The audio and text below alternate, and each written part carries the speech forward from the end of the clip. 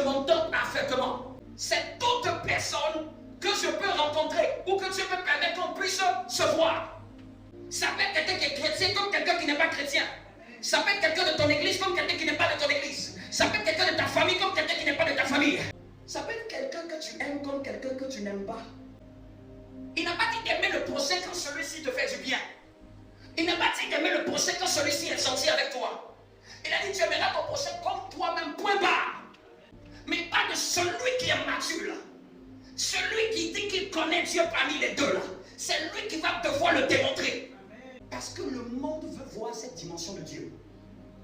Le monde veut le voir. Le monde veut voir des fils de lumière.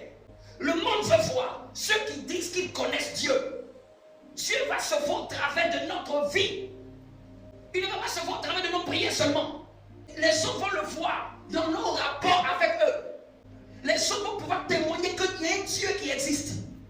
Une fois que je suis dans le périmètre de quelqu'un qui est dans le besoin, je suis potentiellement la personne que Dieu veut utiliser pour l'aider. Parce que sinon tu ne l'aurais pas rencontré. Sinon tu ne l'aurais pas vu. Tu ne peux pas aider ton prochain si tu n'es pas quelqu'un qui a un cœur de compassion. Si tu es quelqu'un qui a un cœur dur, tu as des gens, tu ne pourras jamais les aider.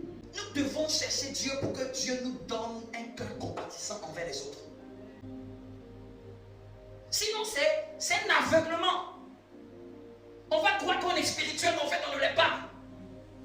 On va croire que c'est bon, comme je vais à l'église, je prie, je paye ma dîme, c'est que c'est bon. Non, non, non, non, non, non, non.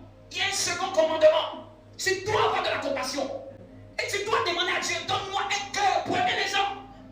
Est-ce que même c'est ce que tu veux? Est-ce que c'est dans tes sujets de prière? Parce que si tu ne veux pas, comment Dieu va te donner ce cœur? Si tu n'as pas ce cœur-là, qui peut comprendre à la place. Parce que le contraire d'un cœur compatissant, c'est un cœur fermé, un cœur dur, un cœur insensible. La personne qui est proche de toi, tu le vois sa condition, mais tu es insensible, ça ne te dérange pas.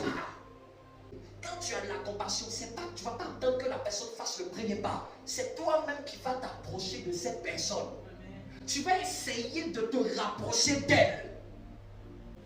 Si tu arrives à saisir la pensée de Dieu, tu vas grandir en mentalité. Grandir en maturité. Il y a des gens, ils peuvent sentir qu'on l'aime que quand on les a appelés. Il y a des gens, ils peuvent sentir qu'on l'aime que quand on les a encouragés. Il y a des gens, ils peuvent sentir qu'on aime quand on s'est intéressé à eux. Juste intéressé. Il y a des gens, ils peuvent sentir qu'on aime juste le fait que tu es en compagnie avec eux. Le fait que tu les approches. Il y a des gens qui vont sentir que tu les aimes quand tu arrives à vouloir les aider dans leurs difficultés.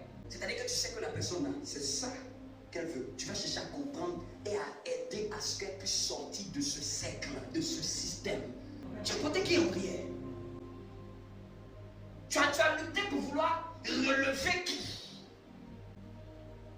Tu as fourni quel effort pour relever quelqu'un qui était à terre? Sans serait que ta vie sera bénie. Sans serait que ta vie sera arrosée. Tu as relevé qui dans la prière? Tu as fait quoi à qui pour que la personne se ressaisisse?